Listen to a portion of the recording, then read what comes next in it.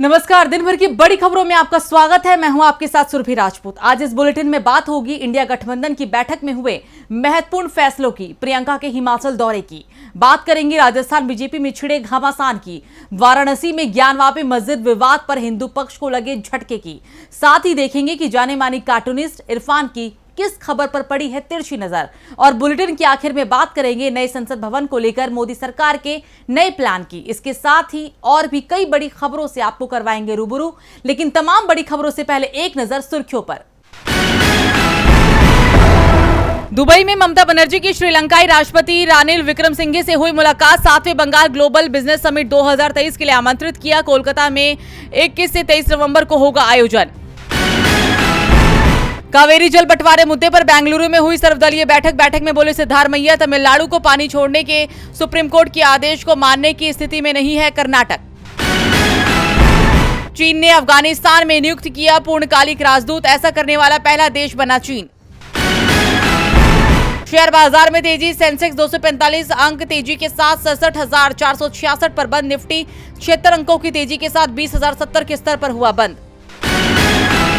तो ये तो थी सुर्खियां, और अब बात आज की सबसे बड़ी खबर की। एनसीपी अध्यक्ष शरद पवार के आवास पर आज इंडिया की समन्वय समिति की बैठक हुई, और इस बैठक में कई सवालों के जवाब भी खोजे गए, जिन्हें लेकर मीडिया में लगातार चर्चा चल रही है। खासतौर पर कॉमन मिनिमम प्रोग्राम, जिसके आधार पर चुनाव लड़ा जाएगा, उस पर मंथन किया गया, और भी कई मुद्दों पर यहां पर बात हुई है। इंडिया गठबंधन की समन्वय समिति की पहली बैठक आज शरद पवार के आवास पर हुई, और इस बैठक में मोदी सरकार के खिलाफ गठबंधन की रणनीति तैयार की गई, और यह भी तय हो गया है कि मोदी सरकार के खिलाफ संयुक्त रैलियों की शुरुआत चुनावी राज्यों से होगी। इंडिया गठबंधन की पहली रैली भोपाल में होगी। अक्टूबर के पहले सप्ताह में ये रैली बुलाई गई। जल्दी ही तारीख भी तय हो जाएगी। मध्य प्रदेश में 10 अक्टूबर के करीब चुनावों का ऐलान हो जाएगा। साफ है कि कांग्रेस इस रैली के साथ ही मध्य प्रदेश में अपने चुनाव प्रचार को और तेज कर देगी। कांग्रेस महासचिव केसी वेणुगोपाल ने मीटिंग को लेकर बताया कि समन्वय समिति की बैठक में टीएमसी नेता अभिषेक बनर्जी के अलावा सभी सदस्य शामिल हुए। बनर्जी भी आने को तैयार थे, लेकिन ईडी के समन के चलते वो बैठक में शामिल नहीं हो पाए। लेकिन बैठक में फैसला हुआ है कि अब मोदी सरकार के खिलाफ रैलियों की शुरुआत की जाएगी। पहली रैली का विजय भ्रष्टाचार, महंगाई, बेरोजगारी जैसी समस्या पर फोकस रहेगा। सीट शेयरिंग को लेकर पूछे गए सवाल पर वेणुगोपाल ने कहा कि इस मामले में चर्चा हुई है और कोऑर्डिनेशन कमेटी में इस पर तेजी से चर्चा होगी। सीट शेयरिंग के मामले में जल्दी फैसला हो जाएगा। इससे पहले कांग्रेस ने भी ट्वीट कर कहा था कि बैठक में हम सभी ने लोकतंत्र की रक्षा का फैसला किया है। इंडिया गठबंधन तेजी से फैसले लेता दिखाई दे रहा है, तो दूसरी ओर मोदी सरकार प्राकृतिक आपदा के समय भी तेजी से फैसले नहीं ले रही है। हिमाचल प्रदेश में बड़ी आपदा आई हुई है। राज्य के सीएम केंद्र से मदद मांग रहे हैं। कांग्रेस की राष्ट्रीय महासचिव प्रियंका गांधी राज्य के दौरे पर हैं। वो भी केंद्र से राहत की मांग कर रही हैं, लेकिन इस मामले में भी राजनीति आड़े आ रही है। तो क्या कहा है प्रियंका ने, देखिए ये रिपोर्ट। हिमाचल प्रदेश प्राकृतिक आपदाओं से जूझ रहा है। राज्य के कई हिस्सों का संपर्क अभी भी देश के दूसरे हिस्सों से कटा हुआ है। सिर्फ हवाई मार्ग से ही सहायता पहुंचाई जा रही है। इस बीच कांग्रेस की महासचिव प्रियंका गांधी भी राज्य के आपदा प्रभावित क्षेत्र का दौरा कर रही हैं। प्रियंका शिमला शहर के आपदा प्रभावित वार्डों के दौरे पर पहुंची। प्रियंका ने समरहिल के शिव बावड़ी क्षेत्र का दौरा किया और प्रभावित परिवारों से मिलकर उनका दुख दर्द भी बांटा। इस दौरान प्रियंका गांधी ने पीएम नरेंद्र मोदी से मांग की कि हिमाचल में आई आपदा को राष्ट्रीय आपदा घोषित किया जाए। केंद्र सरकार ये नहीं देखे कि राज्य में उसकी सरकार है या नहीं। इस दौरान प्रियंका गांधी ने पीएम मोदी से मांग की है कि हिमाचल में आई आपदा को राष्ट्रीय आपदा घोषित किया जाए। केंद्र सरकार ये नहीं देखे कि राज्य में उसकी सरकार नहीं है। कांग्रेस की सरकार है, इसलिए यहाँ के लोगों को मदद नहीं मिलेगी। आपदाओं का राजनीतिकरण नहीं होना चाहिए। केंद्र को हर संभव मदद करनी चाहिए। दरअसल राज्य के सीएम सुखविंदर सिंह सुक्खू भी पीएम मोदी से मिलकर राज्य की प्राकृतिक आपदा को राष्ट्रीय आपदा घोषित करने की मांग कर चुके हैं, लेकिन अभी तक केंद्र ने इसे प्राकृतिक आपदा घोषित नहीं किया है, और न ही यहाँ पर हवाई सर्वेक्षण ही किया गया है। दूसरी ओर कांग्रेस महासचिव प्रियंका गांधी यहाँ 4 दिन के दौरे पर हैं। वो 15 सितंबर को सोलन होते हुए दिल्ली वापस जाएंगी। सोलन में भी प्रियंका आपदा प्रभावित क्षेत्रों का दौरा कर पीड़ितों से मुलाकात करेंगी। हालांकि प्रियंका गांधी को 12 सितंबर को ही सोलन जाना था, लेकिन खराब मौसम और धुंध की वजह से नहीं जा पाई। राहत पर भी राजनीति हो रही है। ऐसे में सवाल उठ रहे हैं कि कब केंद्र सरकार हिमाचल में आई आपदा को राष्ट्रीय आपदा घोषित करता है। वैसे आपदा तो बीजेपी में भी आई हुई है। पार्टी के अंदर टकराव बढ़ता ही जा रहा है, और इस बार तो आरोप पीएम मोदी के बेहद खास केंद्रीय मंत्री पर लगे हैं। आरोप भ्रष्टाचार के हैं, लेकिन पीएम अपने मंत्री को बचाते हुए दिख रहे हैं। तो क्या है पूरा मामला, आइए देखते हैं। बीजेपी के संस्थापक सदस्य और राजस्थान विधानसभा के पूर्व अध्यक्ष कैलाश मेघवाल को पार्टी से बाहर का रास्ता दिखा दिया गया है। वसुंधरा समर्थक मेघवाल को ये सजा पार्टी के अंदर भ्रष्टाचार का मामला उजागर करने के लिए दी गई है। दरअसल कैलाश मेघवाल ने मोदी सरकार में कानून मंत्री अर्जुन राम मेघवाल पर भ्रष्टाचार के आरोप लगाए थे और इसे लेकर उन्होंने कई सबूत भी पेश किए। कैलाश ने पीएम मोदी को पत्र लिखा था, जिसमें केंद्रीय कानून मंत्री अर्जुन राम को बर्खास्त करने की मांग की गई थी, लेकिन अर्जुन राम पर कार्रवाई करने की जगह कैलाश मेघवाल पर कार्रवाई कर दी गई। कैलाश ने दावा किया है कि उन्होंने जो आरोप लगाए उसके सबूत भी हैं। बीजेपी ने जो नोटिस दिया था उसका जवाब भी दे दिया गया, फिर भी अर्जुन राम पर कार्रवाई नहीं हो रही है। अर्जुन राम मेघवाल ने पार्टी के टिकट बेचने के लिए महाराष्ट्र के एक नेता से 1.5 करोड़ रुपए भी लिया था। इसकी शिकायत भी की गई थी। उन्होंने 2014 और 2019 में अपने चुनावी एफिडेविट में कई जानकारियां छुपाई थी। कैलाश मेघवाल ने कहा है कि अर्जुन राम मेघवाल पर केस दर्ज होना चाहिए और उनकी संसद सदस्यता रद्द होनी चाहिए, लेकिन बीजेपी ने कैलाश की किसी भी मांग को स्वीकार नहीं किया है और उल्टा ही मोदी सरकार के कानून मंत्री पर आरोप लगाने वाले कैलाश को ही पार्टी से बाहर का रास्ता दिखा दिया गया। लेकिन अब ये मामला राजस्थान में तूल पकड़ता हुआ दिखाई दे रहा है। कांग्रेस ने भी इस मामले में बीजेपी को घेरना शुरू कर दिया है। सवाल उठ रहे हैं कि क्या कानून मंत्री को बर्खास्त करेंगे पीएम मोदी। बीजेपी के संस्थापक सदस्य रहे कैलाश मेघवाल पार्टी से बाहर हैं और जो लोग दूसरे दलों से आए उनके पास अब बीजेपी की कमान है। राजस्थान में बीजेपी मुश्किल में फंस गई है तो यूपी में भी उसकी मुश्किलें कम होती नहीं दिख रही है। वाराणसी की ज्ञानवापी मस्जिद को लेकर हिंदू संगठनों के सहारे बीजेपी बड़ा दांव खेल रही थी, वो उल्टा ही अब पड़ता हुआ दिख रहा है। देखिए ये रिपोर्ट। अयोध्या तो झांकी है, काशी मथुरा बाकी है। इस किस्म के नारे सालों साल चुनाव से पहले सुनाई देते हैं। अभी एक बार फिर मंदिर मस्जिद विवाद चुनावों से पहले गहरा गया है। बीजेपी हिंदुत्व का कार्ड चलकर इस मुद्दे से वोट हासिल करने की जुगत में है। अयोध्या में राम मंदिर के बाद वाराणसी में ज्ञानवापी मस्जिद परिसर पर हिंदू पक्ष ने अपना दावा ठोका है, जिसकी सुनवाई अदालत में चल रही है। लेकिन इलाहाबाद हाई कोर्ट से अब इस मामले में बड़ा खुलासा किया गया है। हाई कोर्ट के चीफ जस्टिस दिवाकर ने ज्ञानवापी मामले में कहा कि एकल न्यायाधीश न्यायमूर्ति प्रकाश पाड़िया 2 वर्षों से अधिक समय से इन मामलों की सुनवाई कर रहे थे। हालांकि रोस्टर के मुताबिक इस मामले में सुनवाई करना उनके अधिकार क्षेत्र में नहीं था। अब चीफ जस्टिस ने मामला वापस अपनी अदालत में लेने का फैसला लिया है। चीफ जस्टिस ने कहा कि इस मामले को न्यायिक औचित्य, न्यायिक अनुशासन, मामलों की सूचीबद्धता में पारदर्शिता के हित में प्रशासनिक आधार पर एकल न्यायाधीश से चीफ जस्टिस की अदालत में लिया गया है। दरअसल वाराणसी की अंजुमन इंतजामिया मस्जिद कमेटी और 4 अन्य लोगों ने 27 जुलाई को एक शिकायती पत्र में इस ओर ध्यान दिलाया गया कि न्यायमूर्ति प्रकाश पाड़िया निर्णय सुनाने के लिए 28 अगस्त की तिथि तय करने से पूर्व कम से कम 75 मौकों पर इस मामले में सुनवाई कर चुके हैं। इस शिकायत को संज्ञान में लेने के बाद चीफ जस्टिस ने पाया कि एकल न्यायाधीश न्यायमूर्ति प्रकाश पाड़िया 2 वर्ष से अधिक समय से इन मामलों की सुनवाई कर रहे थे। हालांकि रोस्टर के मुताबिक इस मामले में सुनवाई करना उनके अधिकार क्षेत्र में नहीं था। अब इस मामले पर अगली सुनवाई 18 सितंबर को होगी। इस मामले का फैसला जो भी आएगा, लेकिन फिलहाल इस मामले में हिंदू पक्ष को बड़ा झटका लगा है, जो बीजेपी के लिए भी मुश्किल खड़ी कर सकता है।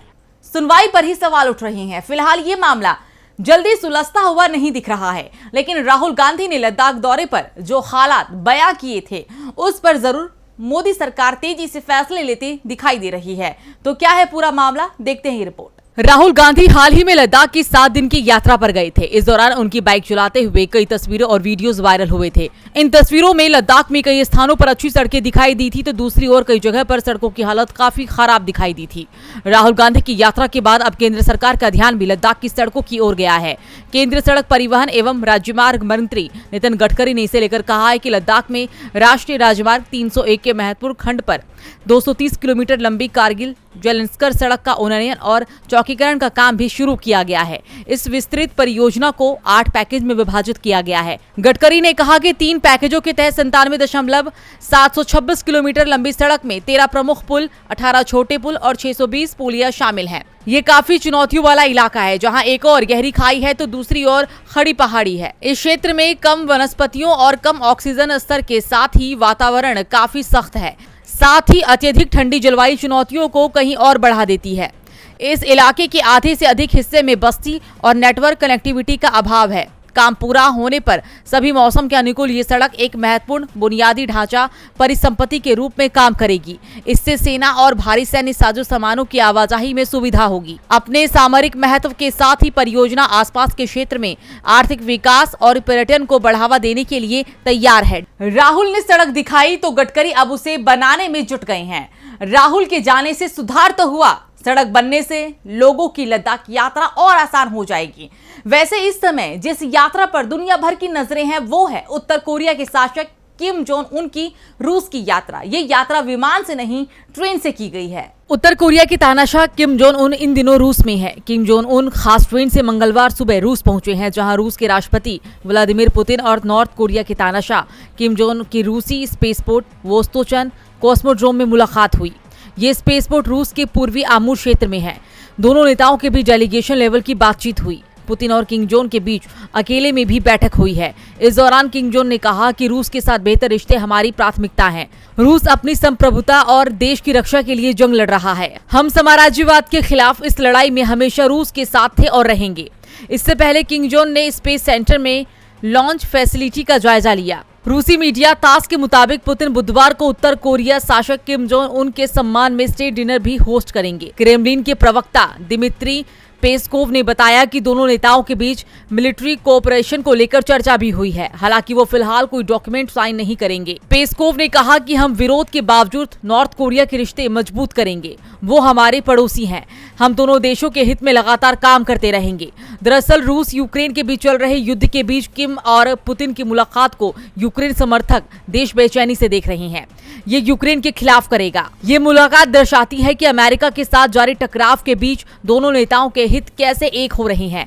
दरअसल रूस उत्तर कोरिया से हथियार खरीदना चाहता है, जिसका इस्तेमाल वो सीधे यूक्रेन के खिलाफ करेगा। हालांकि अमेरिका पहले ही उसे चेतावनी दे चुका है कि उत्तर कोरिया ने अगर रूस को हथियार बेचे तो अंजाम बुरा होगा। ऐसे में युद्ध के दौरान किम जोंग उन का पुतिन से मिलना अमेरिका ही नहीं बल्कि पश्चिमी देशों के लिए भी खतरे की घंटी है। रूस प्रतिबंधों के बावजूद यूक्रेन के खिलाफ लड़ाई जारी रखे हुए है, लेकिन अब स्थिति बदल रही है। रूस और उत्तर कोरिया दोनों पर ही दूसरे देशों के लिए परेशानी की वजह बनने का आरोप लगता रहा है। दोनों पर सख्त अंतर्राष्ट्रीय प्रतिबंध भी लगा हुआ है। दोनों देशों की सरकारें अमेरिका की मुखर आलोचक और धुर विरोधी रही है और अब दोनों देशों ने अमेरिका समर्थित नाटो के खिलाफ हाथ मिला लिया है। यानी दुनिया का सियासी समीकरण अब बदलता हुआ दिख रहा है। किम जोंग उन की यात्रा के बाद अब देखते हैं कि जाने माने कार्टूनिस्ट इरफान की किस खबर पर पड़ी है तिरछी नजर।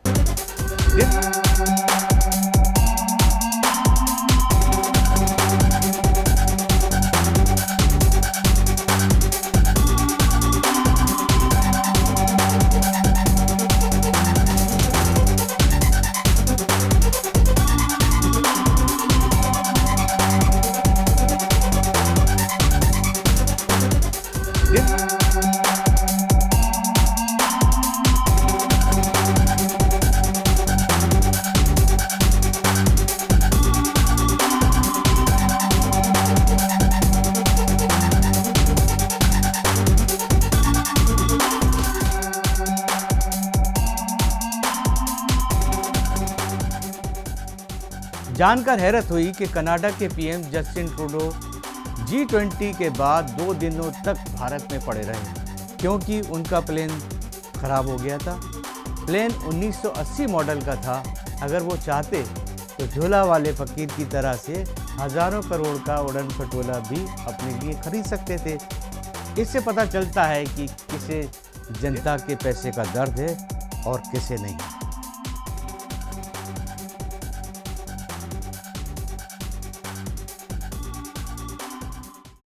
तो बहुत बहुत शुक्रिया इरफान जी। और बुलेटिन के आखिर में बात नए संसद भवन पर होने वाले ध्वजारोहण की। देश की नई संसद में अब जल्दी ही संसद की कार्यवाही शुरू होने वाली है। दिन तारीख सब कुछ तय हो गया है और अब इस पर ध्वजारोहण का कार्यक्रम भी किया जा रहा है। ध्वजारोहण पीएम मोदी नहीं कर रहे हैं, लेकिन इसका पीएम से कनेक्शन जरूर जोड़ा जा रहा है। तो क्या है पूरा मामला, देखते हैं रिपोर्ट। 18 सितंबर से संसद का विशेष सत्र पुरानी बिल्डिंग में शुरू होगा, लेकिन दूसरे दिन यानी 19 सितंबर से नई बिल्डिंग में संसद की कार्यवाही चलेगी।